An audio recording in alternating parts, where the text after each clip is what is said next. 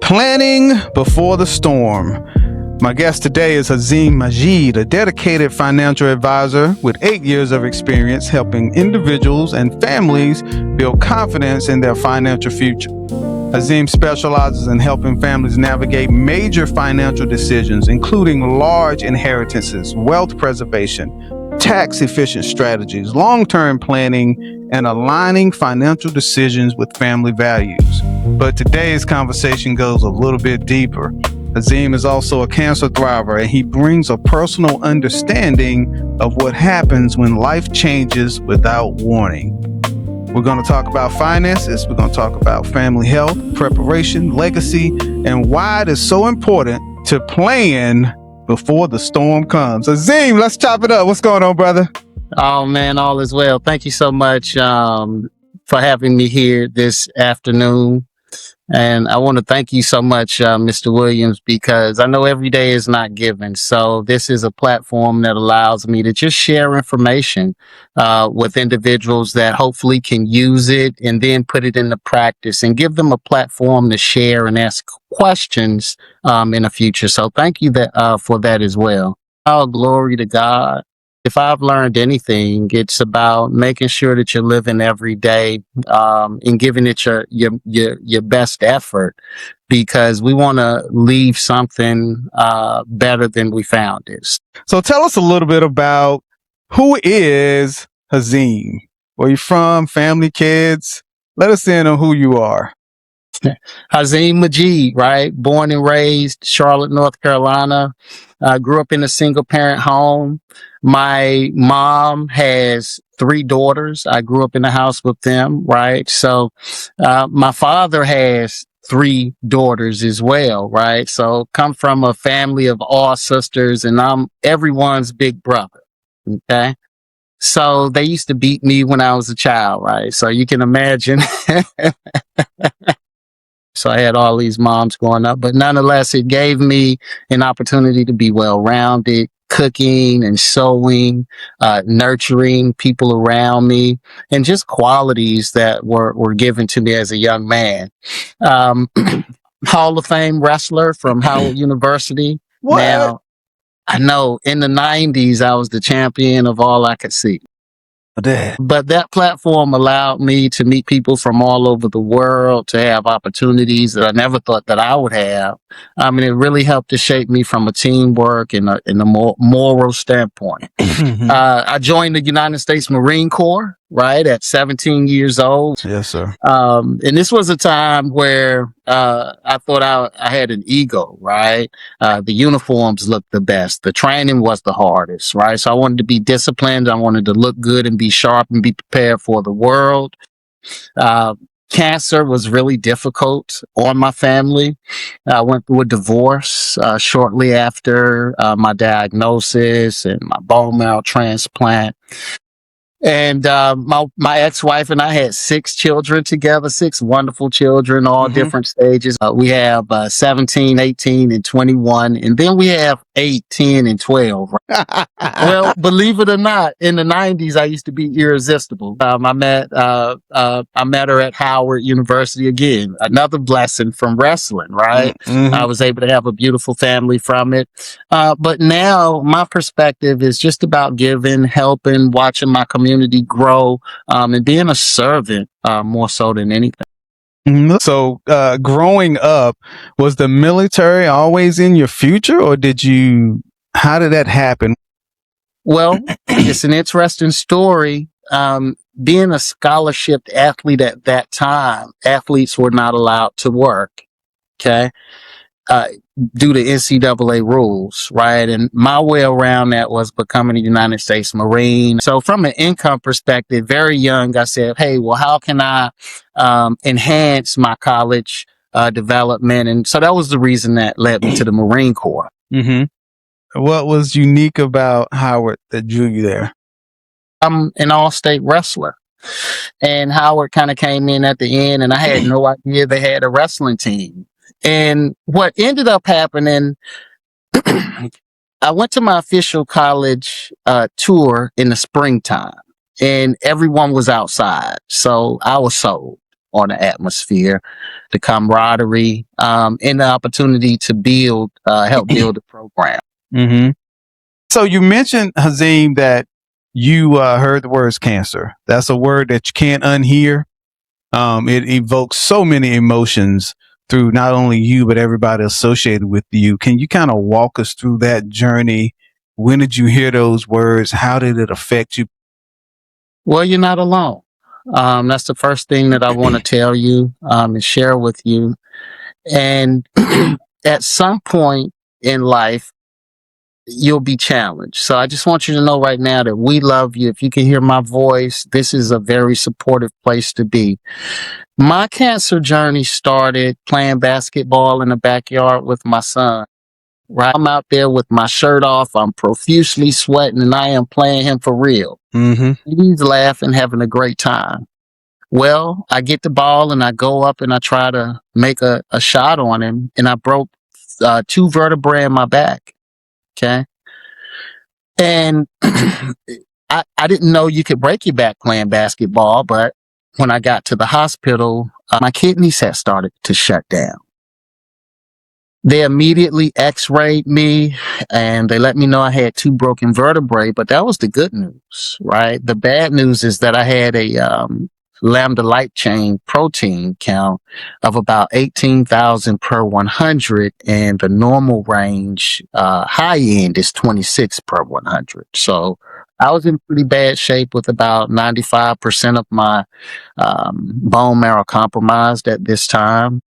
And it was just a random day. I knew I hadn't been feeling well. I knew I had been a little more tired, but I thought it was from stress, from work, and being an entrepreneur. So by the time my bones were so brittle, they would break if I jumped in the air. That was a clear sign. I had no idea what a lambda light chain protein was.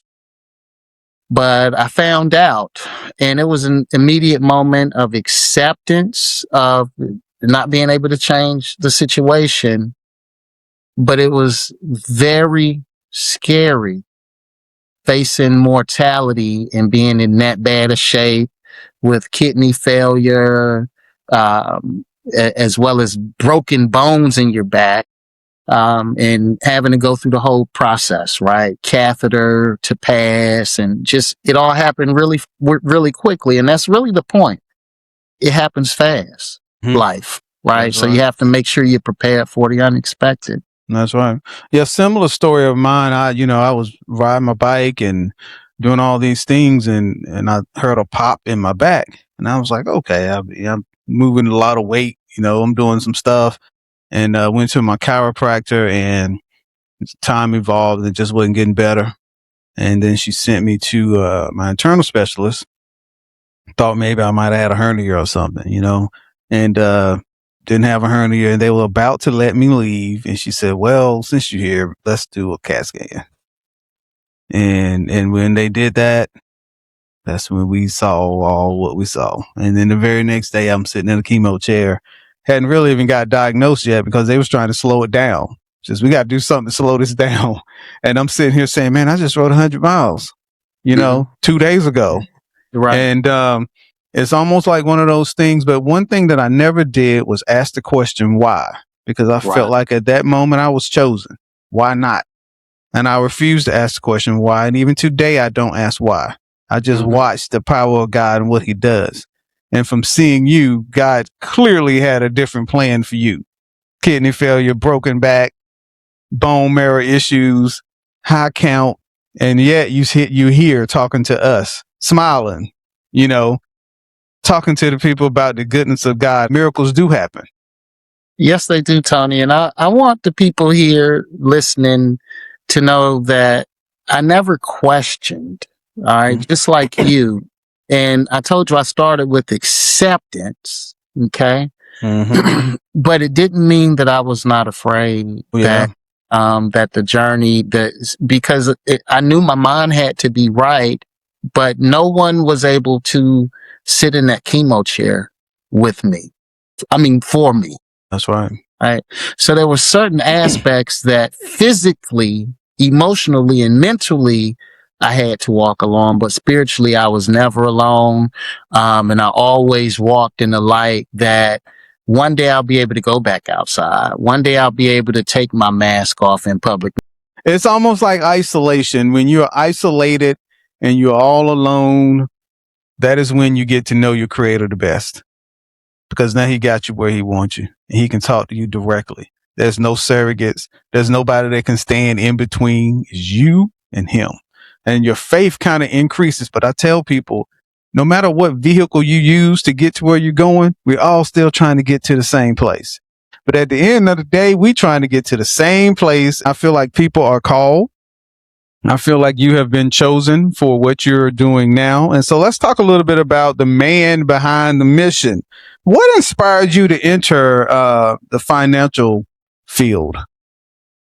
Well, over the course of my life, right, I began just to understand that financial intelligence was about more than investments and markets, more than about numbers on a statement. When I was actually on my back, I was questioning whether or not I was ready. And I knew a lot of other people probably felt that way. Successful, hardworking individuals that were making important financial decisions all the time. All right. But most of them were making those decisions without a clear roadmap. So it continues to motivate me today to make that meaningful difference in people's lives, whether I'm helping them to prepare for retirement.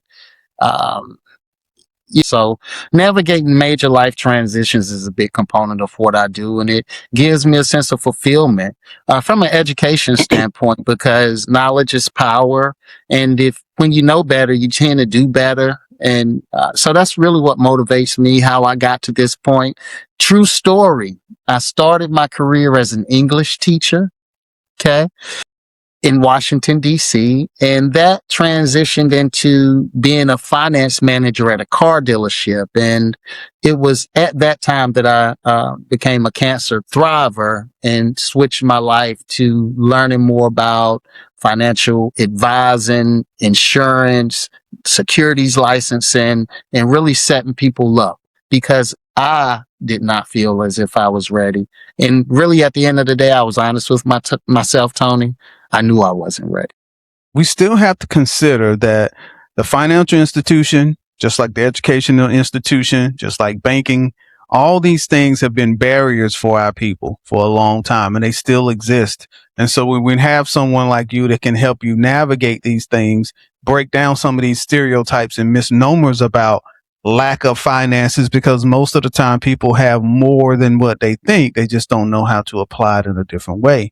And so with you and I both being cancer patients, we know, cancer thrivers, we know the ramifications of what comes with that, the financial impact that comes with that. And so many people are just daunted and don't know what to do. It hit me in the face when I first got there. I'm a UNC patient, and, you had to get a counselor, and we had to talk about end of life. That's when I knew this was real, because there's a real chance you may not make it out of here. So we got to talk about end of life, your will, estate planning. We got to talk about the financial ramifications. We got to talk about insurance. Even though you have the best insurance, do you realize every insurance has a cap, and you will blow through that cap if you do have a issue like you and I are facing that gobbles up tons of money per procedure. And then what happens when you get to your cap? Now you're on the hook for a percentage of it, and you pray that insurance company never say no, that you can keep going and pay your portion at some point. So all these things people need to know how to navigate. When I'm in the communities and people say, well, I don't have the money for that. Think about it.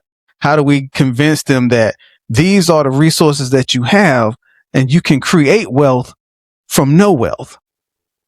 Well, I think it starts really with the education process. And you're not alone in feeling like, well, I don't have enough to have an estate plan. I don't have anything to leave to my children. Mm-hmm. That's not true. I don't care if you're 65 today or 25 today. If you never start, you'll never begin the process. That's right. And maybe if you're older, your process getting started is not so much for you, but to educate the next generation coming behind you so that they don't feel this way 25 or 30 years from now. The biggest thing that I can say is to just get started. And you may say, well, I don't know how to get started. Well, just something simple that we can all do today, Tony, is let's just start with a budget. Let's just see where our money is, see how much cash flow we have. That will give us an indication as to where we are. Let's just look at where you're spending your money. How much do you have coming in? How much do you have going out? The second thing I would say is, how do you have your retirement plan currently set up? Okay. And I'm talking from a 401k perspective. Maybe you don't have a 401k. I'm not saying that's a problem, but it is something that you should address from a long-term planning standpoint. And that's something you can download software on an app. You can download a PDF from a computer, and you can put your numbers in and just see where you are. Look, when people first reach out to you, what are some of the financial concerns they usually bring to you? Whether they've saved enough for retirement, and what we just talked about, have they waited too late? A lot of people have concerns about rising healthcare costs, right? And what that'll look like in terms of the guaranteed income that they have for the rest of their life, but how much is it going to increase in terms of healthcare, cost of living, inflation, and then the economic uncertainty of just the times. Because people have investments, people have retirement accounts, insurance policies, people have goals. They just really don't have a clear strategy on how to connect them. And you have an abundance of information, but with all of the internet experts out there, it's easy to get lost, go down some rabbit holes, and even create more confusion with yourself. But my role is just to provide perspective, education, and individualized plans that reflect the values of the clients I work with, the life experiences of the clients I work with. And I understand, having faced a life-threatening diagnosis myself, some questions just can't be answered by a spreadsheet, right? You really need human communication, empathy, and understanding throughout the process to make sure your quality of life is being upheld as well. You hit the nail on the head when you're talking about social media and people going down rabbit holes with different so-called experts saying this, thus, and a third. But one of the things I hear the most is people are very concerned with, working most of their life and the leveraging of the conversations with Social Security. It seems like that is the piece that constantly get moved on the chessboard, and people feel like, okay, what can I do? I've worked all my life. This is something that I'm looking forward to, but I'm unsure if it's going to be there. What do you tell people? What can they do?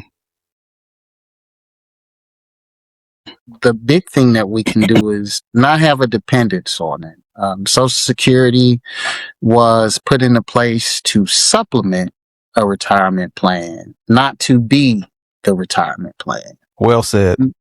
And I think that we've reversed that concept where we're going to be dependent and we just get in the mindset of accepting $1,700 a month or $2,500 a month or even $3,000 a month as our retirement income, and trying to develop and build a lifestyle based on that, versus having an additional $1,500 a month, an additional $3,000 a month because you've planned well.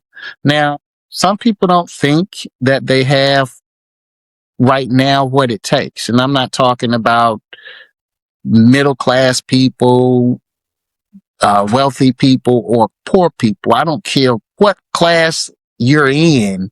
You're trying to maintain your lifestyle. Okay. So the dependence just on the Social Security would be the first thing that I would want to correct. And the second thing would be to let's find out where your money is now so that we can maybe reposition $50 a month to start off, $1,500 a month to make start planning for, right? That we can reposition now so that your 65-year-old, your 75-year-old self thanks you. And those numbers are adjusted based on your age, but generally when you become 50, 55 years old, you have generally more income that you're making than you did when you were 25 or 30 years old because you have more experience. So even if you get started late, we have so many different catch-up provisions. And even if you're approaching retirement, we can still develop a strategy that matches your current lifestyle so that you're not surprised. Okay. We can do a very specific Social Security calculation based on your Social Security number that will give you your exact income based on the quarters that you've worked in your lifetimes. But not having surprises and not having a dependence on Social Security are the first steps. Education is key. Knowing is key. Knowledge is power. And if you don't act on that power, then that's ignorance. So let's kind of pivot to that a little bit. What I'm hearing you say is before the crisis hit, some of these conversations need to be taking place.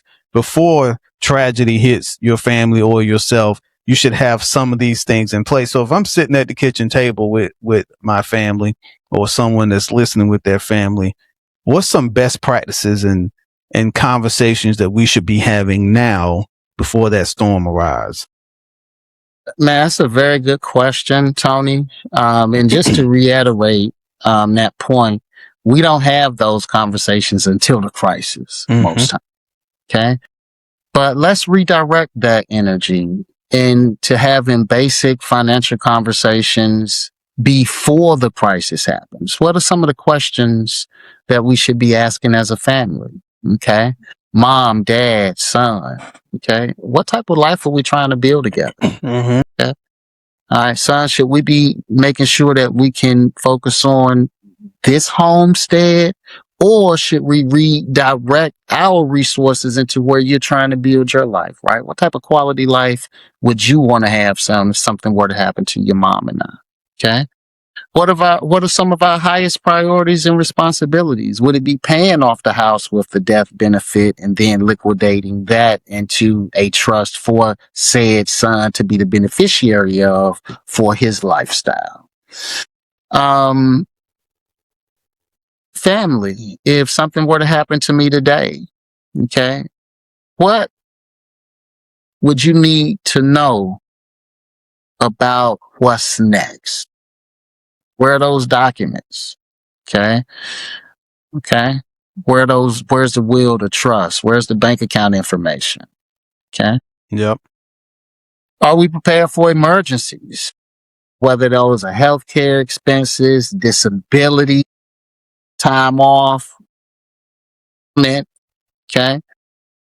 Or what if I have a stroke or a heart attack, right? Or lose a limb or I'm in a major accident.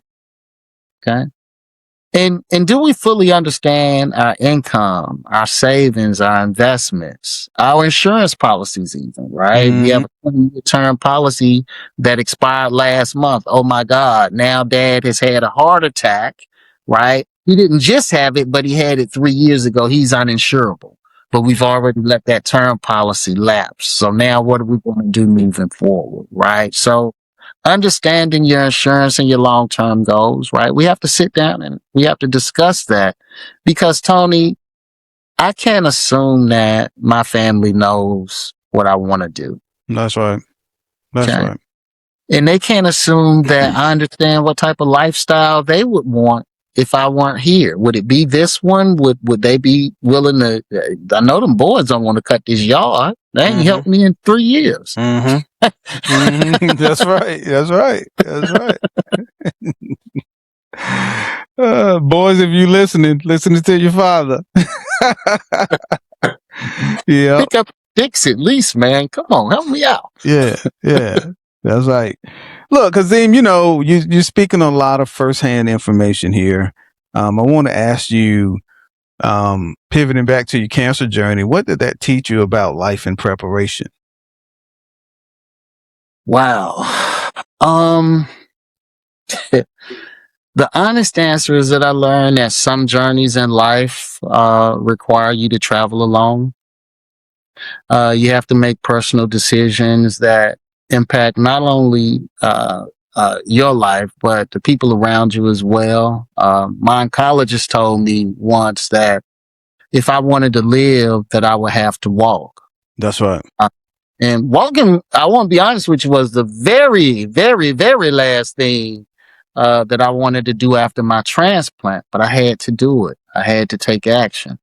And no one could walk for me but me. That's right. And it was during that time, Tony, that I was honest with myself. I had to accept some things in my life. Mortality was the first thing. That's right. Okay.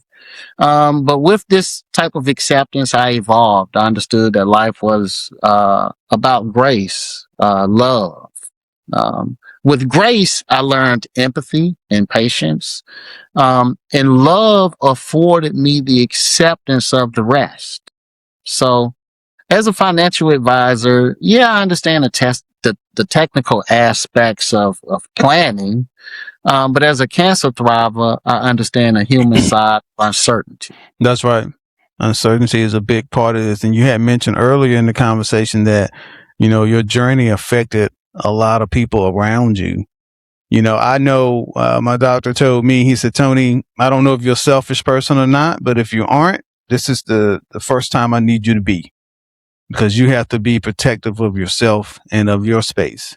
Anything negative, you got to cut that out, because you got to protect yourself. And in doing that, and you having a family and having people around you, how did you balance that? And how did it affect your family? How was that affecting you mentally when you could see those things kind of breaking apart around you while you were in your fight?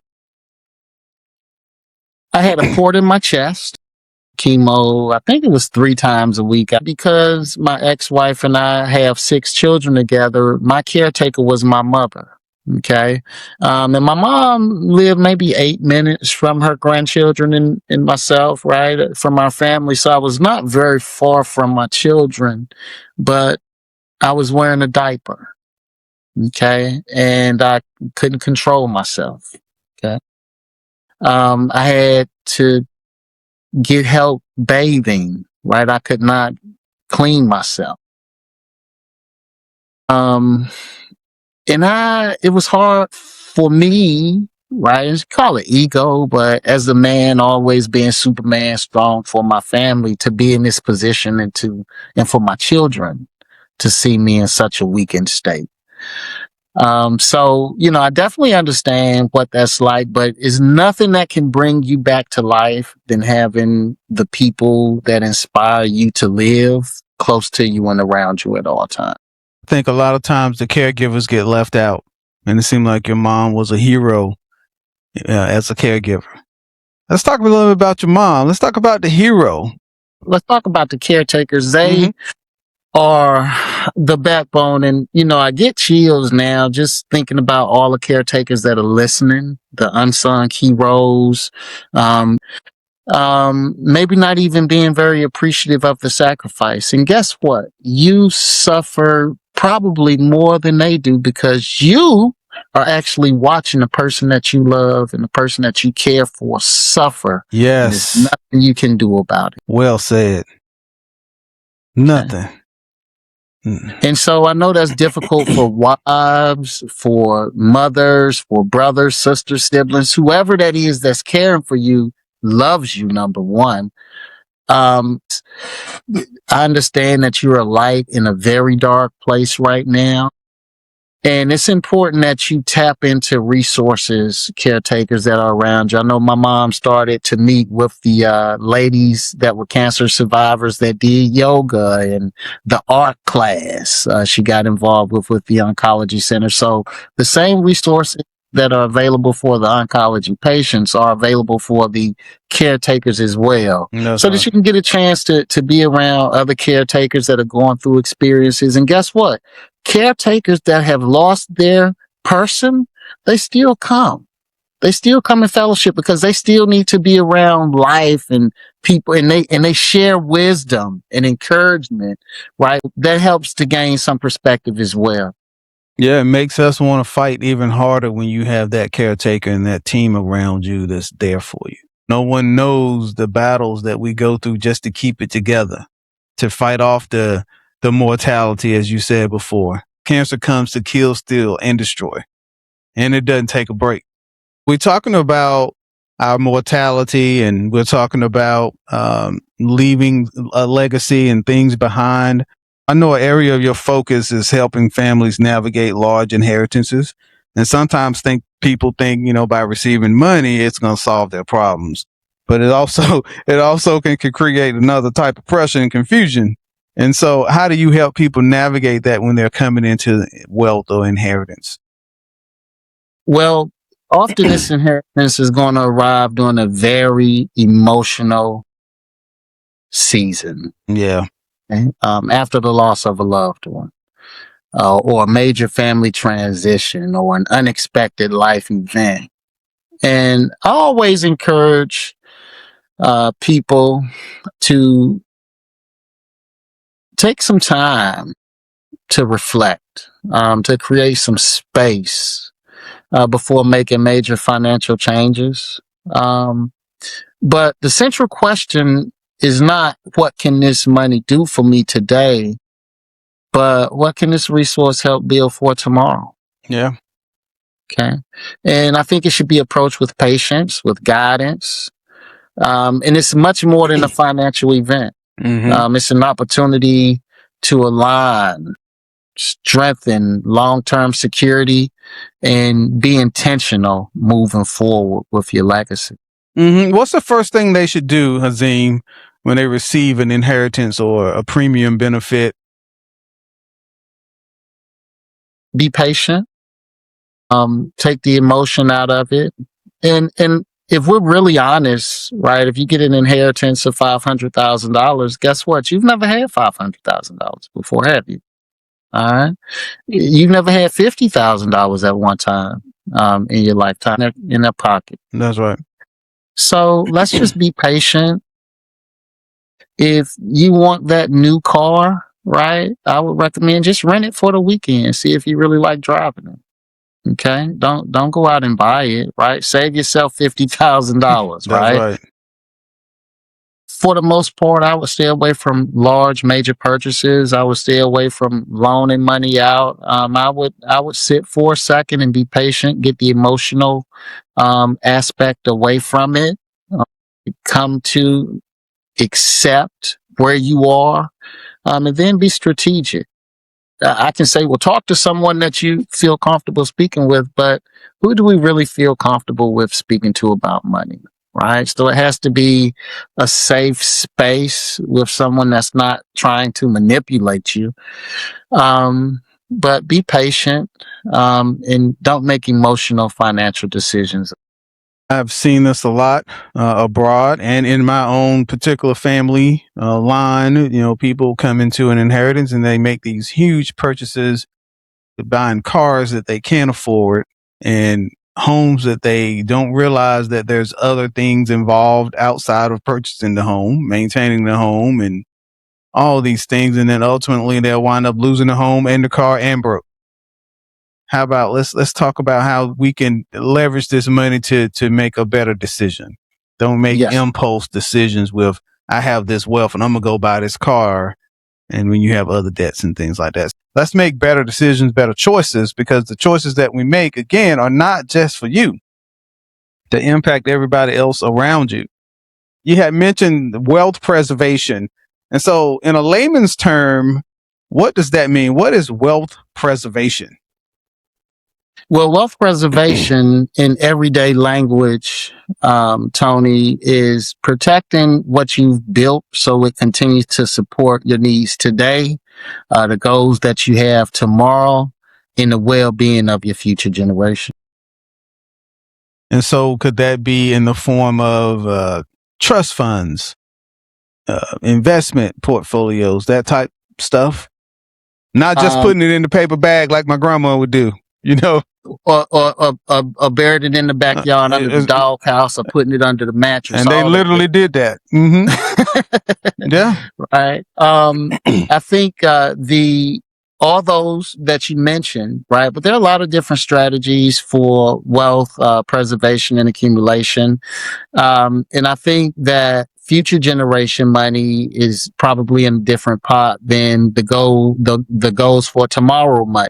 Mm-hmm. And that's in a different pot from the money that you need today. Right. So it just depends on which stage of life you're in and what your individual goals are.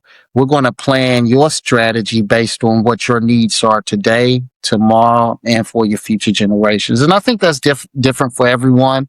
And you can use a host of various security instruments to do that. But the ones you mentioned, your will, okay, your trust, your uniform gift to minors accounts, your 529 plans, right? Your able accounts for your children that are maybe disabled or loved ones that are disabled. Health savings accounts are great vehicles to save money.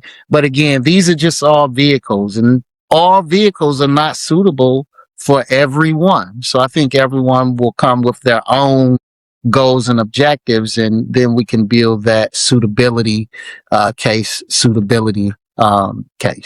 I have a question for you. So I've heard this in my journeys and speaking that, and I don't know if this is a misnomer or not, but in the community that we come from, it's like if a person has debt and they die, oh, well, they left me debt and I'm going to inherit their debt.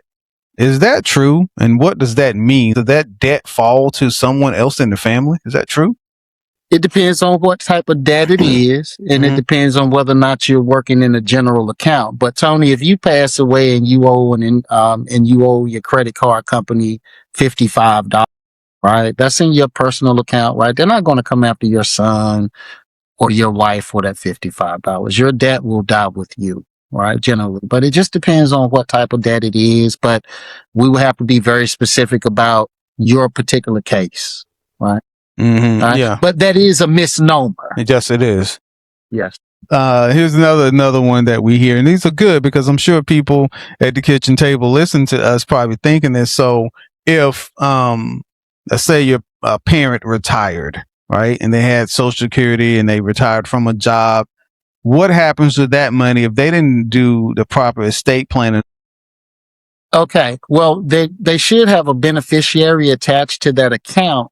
They're going to charge you a fee, right? So they have to come in and sell a house for you, right? Let's say the house is $100,000. You'll have to pay a percentage of that to the state for doing that or handling your estate for you. Now, can you will Social Security in retirement? You can will that to someone? Well, Social Security is going to die with you or your spouse. Okay, so the spouse is the only one that would directly benefit from that.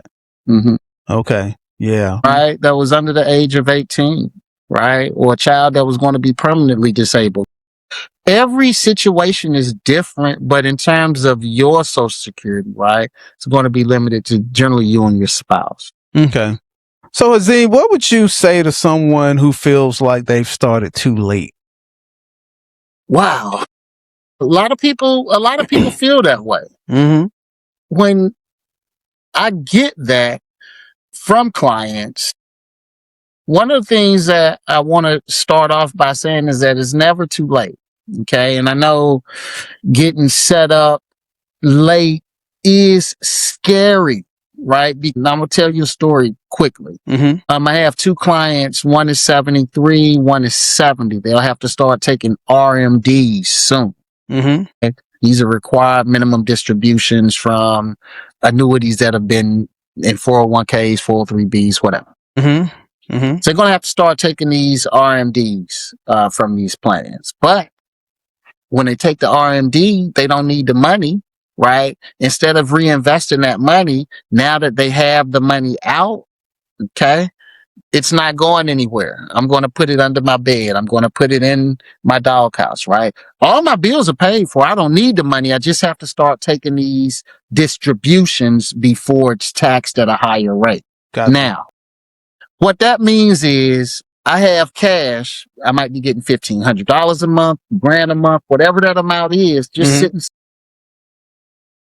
Those individuals didn't necessarily start late. but now they have capital that's in excess. So what about the other side of it? Mm-hmm. Beginning late is far better than never beginning at all. That's right. Okay. Because people carry a sense of shame when they reflect on their financial journey. Okay. And progress begins the moment that a person chooses to move forward, being honest, being intentional, because each financial journey carries different circumstances, different responsibilities. That's right. Me with 6 children, I didn't have the same financial journey as classmates that never got married, that never had children, right? Yeah. But what matters is that you get started. Whichever direction you choose, the end goal is to have more than you start with. So life has a way of reminding us that starting again is always possible. And I know as a cancer thriver, it was me that had to get up and take those first steps. Yes. Right? And it's going to be you that have to get up and take those first steps. That's right. When it comes to a financial advisor, sometimes people look at that as being a snake oil salesman. I ain't trusting him with my money. All these misnomers. So look, when you're looking for a financial advisor, what are some of the things that you should look for? So very good questions, right? Because it's all about trust in this business. You can't imagine someone bringing over $500,000, $250,000, and this is money they've worked for the past 10, 15, 20 years to someone that they don't know and trust, right? So when you're seeking a financial professional, let's say that you don't have a portfolio of $200,000. Let's say your portfolio has $7,500 in it. Okay. That's still the same thing for you. My 7,500 is just as important than anyone else's hundreds of thousands of dollars, right? When we're seeking financial professionals, we're number one, not doing that, okay, because we don't trust people. And number two, we don't know enough about investing or financial and so that we can have the confidence that we need to believe what we're being told. That's right. Okay. So when you're seeking out a financial professional, you want someone that's number one, bringing clarity. Okay. Someone that has high integrity. Okay. And knowledge to the relationship. That's what they should be bringing: knowledge, integrity, and clarity to your relationship. Your financial advisor is going to do more than discuss investments. They should be listening carefully to what you're saying, not talking. Okay. They should have values and relationships with you, because when you're talking about someone that has a valuable relationship with you, then you know that I have 6 children, right? You know that I'm divorced and a cancer thriver. You know what's important to me as a human to leave for the world, right? Because it's not just about me bringing you some numbers on a spreadsheet. It's about me developing a relationship with you where you understand that I'm a human. Your financial advisor should be human. Love that. He shouldn't just call you once a year and say, hey, you ready to get such and such now?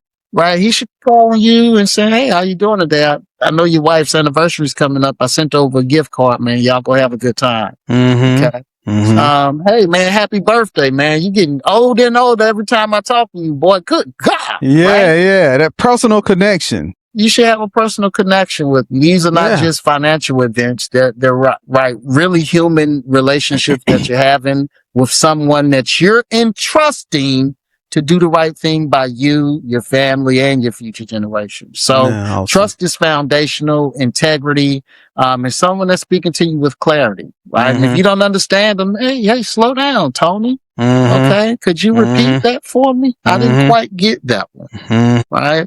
So that's what I would be looking for. And guess what? What's that? You don't have to, a lot of people think financial advisors cost you money. Right? Well, they can put together a financial plan for you. You may pay them $1,500 for that financial plan, but your financial advisor is giving you good information based on the information that you share with him. Yes. Right? Yes. Right. And that's free. Yeah. You got the open and honest dialogue, because you can't help them if they don't expose where they really are. Honest communication is the beginning of a fruitful relationship with your financial advisor.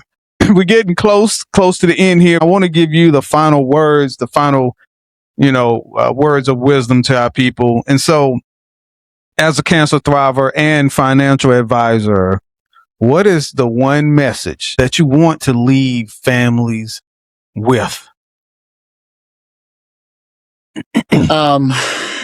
What I would want to leave families with as a cancer thriver, as a financial advisor, my first thoughts are that life is shaped by patience and love. Patience will allow you to have grace and empathy. Love will give you an opportunity to have acceptance, even when you have uncertainty and change. And financial planning is about creating stability when life becomes uncertain. It offers you clarity during moments that feel overwhelming. And it should be a deeply human communication. It should be something that helps shape your future, and help you to become intentional with your decisions. And I know in Proverbs, we talk about how a good man leaves an inheritance to his children's children. And this is a reminder that legacy is about more than wealth alone. And that should be the deeper goal behind everything that we do. And it's definitely the deeper goal behind every plan that I construct. Love that. Great words. We talk about taking that first step. And if someone were to take that first step today, this week, what would that first step be? Call you? Well, I'm available, Tony. That's one of the reasons that we're here today, because this is a safe space. Set aside one uninterrupted hour just to bring clarity to your financial life. I recommend starting with the budget, and gather your important documents, review your accounts, the debt, review your insurance coverage. Make sure that if you have any gaps there that you address those. Mm-hmm. What is your savings like, right? That budget is going to help you to start looking at how much money can I reallocate to my savings plan, right? And make sure your beneficiary designations are up to date. Mm-hmm. So I know this is not one step, this is several. Let me review them. Mm-hmm. Bring clarity by reviewing your accounts, reviewing your important documents, and writing down your goals. Okay? Mm-hmm. Have a conversation with your spouse, with your family, with your trusted advisor about where you are today, Tony, and where you want to go. Because clarity is going to begin with that honest dialogue we've been talking about all show. That's right. Okay? And it's not about solving everything in 1 week, right? That's right. We just need to be intentional when we start. That's right. So I know that was probably 5 or 6 things, right? But the very first thing I would say, Tony, is the budget. Okay. And then let's share that information with the people that are close to us. Hey, this is where we are. This is where we want to be. And that might be your wife. Mm-hmm. That might be your children. And you saying, hey, we have 6 subscriptions, right? HBO Max, Stars, Netflix, right? We get one, right? Which one do you really want? Mm-hmm. Okay. So having those honest conversations, right? Okay. So with this $30 per month, I'm going to reposition this $30 a month over here, right? So that's $360 a year, love right? That. Yep. That's $60 a year over the course of 10 years. That's $3,600, right? We're going to be growing that $3,600 at 8% over the next 10 years. And then we're going to Hawaii. Yeah. Love that. Okay. That's all right. Repurpose money, repurpose goals, and focus. Look, man, how can people find you? How can we find Haazim? I am on social media, LinkedIn, Facebook as Haazim Majeed. That's Haazim. Last name is Majeed. I'm also via text. I can be reached at 704-615-1636. And by email, you can reach me at Majeed. That's M like Michael, A like always, J like justice, Echo Delta, underscore Haazim, Haazim,